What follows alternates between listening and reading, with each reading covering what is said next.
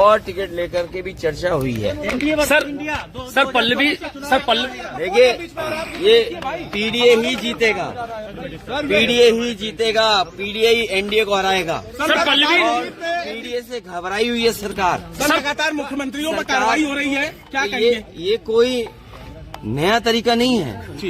ये समय बहुत बलवान है जी। हमने आपने तमाम किस्से सुने होंगे जी। समय से ज्यादा बलवान नहीं है और समय आएगा जब बीजेपी को भी जनता सबक सिखाएगी। केवल जनता इंतजार कर रही है कब उसे वोट डालने का मौका मिल जाए।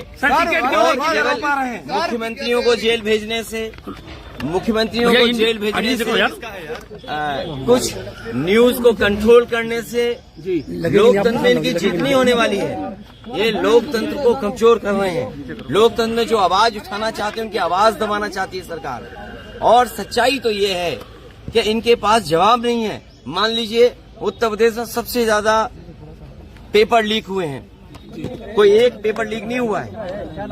जितनी भी परीक्षाएं हुई हैं सबके पेपर लीक हुए हैं। और पेपर लीक होने से जिन बच्चे नौजवानों का भविष्य अंधकार में गया है, मैंने कई बार बोला हूं, मैं फिर बोलता हूं, 60 लाख बच्चे जिनका भविष्य इस भारतीय जनता पार्टी ने उत्तर प्रदेश में छीना है।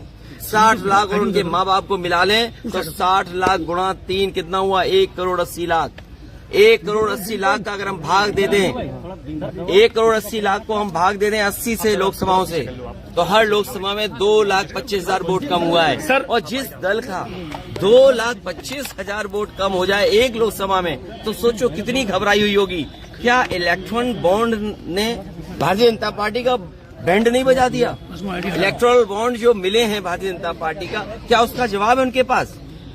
और अगर आप दिल्ली वाली बात कर रहे हैं तो जो आरोप लग रहा है, क्या इलेक्ट्रल बॉन्ड उसने भारतीय जनता पार्टी के लोगों को नहीं दिया? तो ये घबराहट में अपना जो मुद्दा बदलने की जो तरीका है, इसमें भारतीय जनता पार्टी कामयाब नहीं होगी। ये कितने भी नेताओं को जेल भेज देंगे लेकिन जनता को जेल नहीं भेज सकते। जनता इनको सबक सिखाएगी। अखिलेश जी पल्लवी पटेल का एक बयान आया हुआ है। उनका कहना, उन्होंने आप पर निशान साधा कह रहे हैं कि अखिलेश यादव जो है भ्रांति में जी रहे हैं और वो गठबंधन से हमें बात हुई है, उनको किसी का साथ नहीं चाहिए। साथ छोड़ने वालों की कहानी बहुत लंबी है और आपसे बेहतर कोई नहीं जानता हुए कौन क्यों साथ छोड़ रहा है। 9% सांसद है कांग्रेस के, उनके में 1400 करोड़ रुपए जो है इलेक्ट्रल बॉन्ड गया, तो इसको कोई पूछने वाला नहीं। कल संबित पात्रा का भी बयान आया। देखिए, मुझे आपका जो सवाल है, जो विपक्ष के लोग हैं उनके लिए तो आप कह सकते हो चद्दा मिला हो, लेकिन भारतीय जनता पार्टी तो सत्ता में है जी। तो सत्ता वालों ने तो वसूली की है जी। और वसूली किससे नहीं की? वो सूची एक लंबी है जो वरुण गांधी को हरी झंडी कब देंगे जी। तो ये जो सूची है इसका जवाब भारतीय जनता पार्टी के पास नहीं है। अगर भारतीय जनता पार्टी ये कहना चाहती कि चंदा उन्हें मिला है, चंदा उन्हें मिला होगा, लेकिन वसूली तो बीजेपी ने की। तो ये जो 6,000 करोड़ रुपए जो गए हैं, बॉन्ड ने भारतीय जनता पार्टी का बैंड बजा दिया है। इलेक्ट्रल बॉन्ड ने भारतीय जनता पार्टी का बैंड बजा दिया। इसीलिए घबराहट में इस तरह का खबर बदल जाए, न्यूज बदल जाए, दूसरी चीजों पे ज्यादा चर्चा हो। और सवाल तो मैंने आपसे कहा बुनियादी, क्या किसान की आय दोगुनी हो गई जी? क्या महंगाई कम हो गई? क्या नौजवानों को नौकरी रोजगार दे दिया जी? क्या आज उत्तर प्रदेश में लोग सुरक्षित हैं? कहाँ घटना नहीं हो रही? क्या आप सोच सकते हैं कस्टोडियल डेथ हो रही हो? जो लोग विश्व गुरु बनाने का संकल्प लेते हो, विकसित भारत को बनाने का सपना लेते हो, वहाँ कस्टोडियल डेथ में वो प्रदेश नंबर 1 हो। बदायूं कांड पे क्या सर, आजम खान से क्या बात हुई आपकी? जितने भी कांड हो रहे हैं, लॉ एंड ऑर्डर, आप खुद सोचिए। 3 घंटे में इनकाउंटर कर दिए। आप खुद सोचिए कि जो सरकार ये कहती है कि 0 टॉलरेंस है लॉ एंड ऑर्डर के मामले में, इसका मतलब ये सरकार इंतजार करती है घटना होने का आजम खान से क्या बात हुई सर? जो रिस्पॉन्स सिस्टम बना या जो लॉ एंड ऑर्डर का जीरो टॉलरेंस की बात थी, वो जीरो टॉलरेंस जीरो हो गई कि नहीं हो गई? बधाइयों की घटना ने साबित कर दिया है कि जीरो टॉलरेंस का नारा देने वालों का law and order zero tolerance zero है। आजम खान चुनाव के लिए क्या बोले सर? आजम खान चुनाव के लिए क्या बोले? उससे अच्छी बात हुई है वो हम और वो जानते हैं। सर वरुण गांधी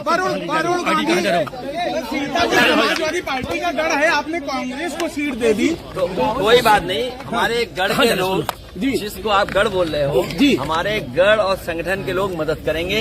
जो भी कांग्रेस का कहाँ लीजिए सर, बदायूं में अक्षय यादव या शिवपाल यादव, तो क्या लग रहा है ये जो कार्रवाई है वो लगातार बदायूं में अक्षय यादव या शिवपाल यादव?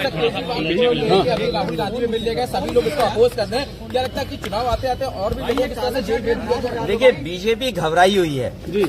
बीजेपी को पता है कि जनता इस बार सत्ता से हटा देगी उन्हें, चाहे वो महंगाई का सवाल हो, चाहे वो इलेक्टोरल बॉन्ड का सवाल हो, चाहे बेरोजगारी का सवाल हो, चाहे किसान। आप कल्पना कर सकते हैं जिस सरकार के खिलाफ नौजवान और किसान हो और व्यापारी हो और बड़े पैमाने पे अन्याय के खिलाफ जनता खड़ी हो जाती हो, तो ये घबराहट में जो एक्शन ले रहे हैं, घबराहट से जो ईडी सीबीआई इनकम टैक्स को आगे कर दे रहे हैं, ये केवल बदनाम करने के लिए, लोगों को कमजोर बनाने के लिए। लेकिन हमें उम्मीद है कि जितने भी इंडिया गठबंधन के साथी हैं वो मजबूती से लड़ेंगे और जनता को न्याय दिलाने का काम करेंगे। समाजवादी आप कन्नौज से कब घोषणा करेंगे? मैंने आपसे कहा, बीजेपी से सावधान रहिए, मतदान तक सावधान रहिए, कुछ भी बीजेपी कर सकती है। सर, निष्पक्ष चुनाव की बात कर रहे हैं, खड़गे साहब ने कल कहा है निष्पक्ष चुनाव हो। आपको क्या लगता है निष्पक्ष नहीं होगा? अरे हमारा मीडिया निष्पक्ष नहीं है। अरे तुम चुनाव की बात कर रहे हो? हमारा मीडिया भी कभी कभी निष्पक्षता वाला जो हिस्सा है, जो पक्ष है, वो भी भूल जाते हैं। इसलिए हमें उम्मीद है कि हमारे मीडिया के साथी ये जो यहाँ आए हैं, ये भी लोकतंत्र बचाने के लिए आगे खड़े दिखाई देंगे। अरे आप भी अरे हम भी लड़ेंगे, जब पार्टी गएगी तो लड़ेंगे। और लड़ना बताइए, बदायूं में अक्षय यादव या शिवपाल यादव? देखिए, बदायूं में अक्षय यादव या शिवपाल यादव?